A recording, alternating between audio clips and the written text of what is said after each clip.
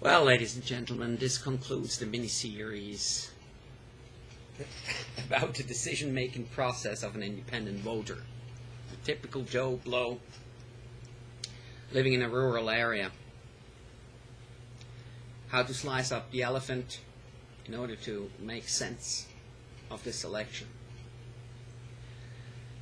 I thank you very much for having listened that far. I thank you very much for having visited my website and being willing to invest the time to take an informed decision. That shows responsibility and accountability on your end. You're obviously not one of those people who are kind of in the typical American cliche based upon immediate gratification. Heroes riding into the sunset, image, speeches, hype, hysteria. No, you're one of those guys who's looking closer, and that's all I'm asking for. To examine facts, figures, and evidence unemotionally, objectively, and then come to a decision you can live with. I touched upon the media bias, which makes it extremely difficult this year to even gather objective, balanced information. Remember, 10, 15, 20 years ago, we never knew where the moderators of these various shows stood. We didn't know if they were Democrats or Republicans. They never led on. Nowadays, look at all these moderators. Wolf Blitzer, Anderson 360, Campbell something. I'm not even talking Keith Olbermann or Chris Matthews at MSNBC who get tingling feelings just by listening to Obama. And I'm also not talking about Sean Hannity, whose position is as clear as daylight. At least he's compensated or balanced out by Colmes, a liberal nutcase. In the past, we never knew where these moderators stood. Nowadays, we know. That's not right.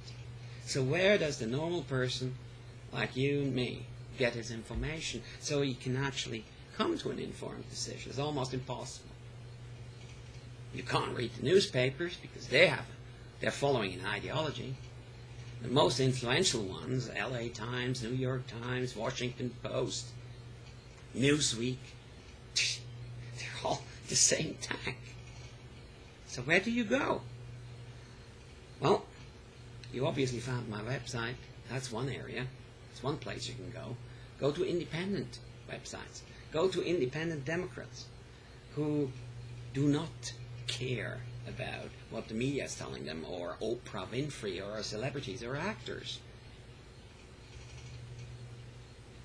Gather your information from there, make up your own mind. But don't trust the media. They're going to decide the election. If it's going to be under 5%, I believe the media has won the election for Obama. That's deplorable, and that's unfair. There's a good chance McCain is not going to win this election.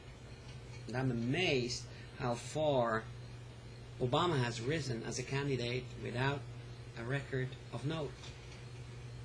I'm amazed how far someone can rise in this country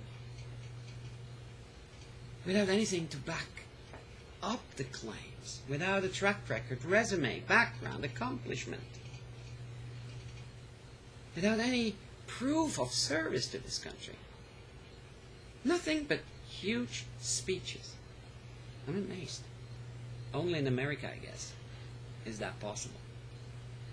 So I'm not denying or belittling the achievements of Obama, but I'm concerned about the ability to judge by the American people, the ability to realize how grave this situation is and how careful our decision-making process must be.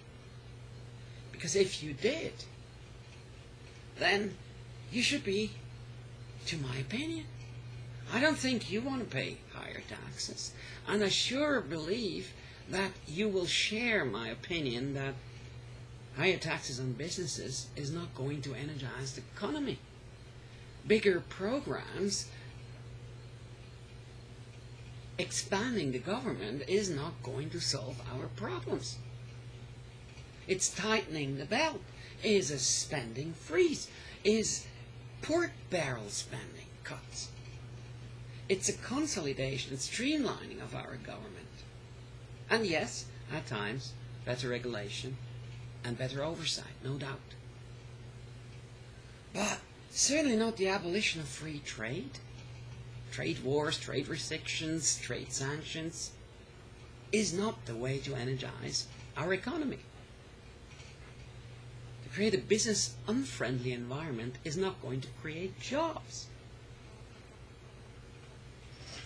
To promote a energy platform officially pro-drilling, but unofficially being pretty much against it, isn't going to help us in the short run.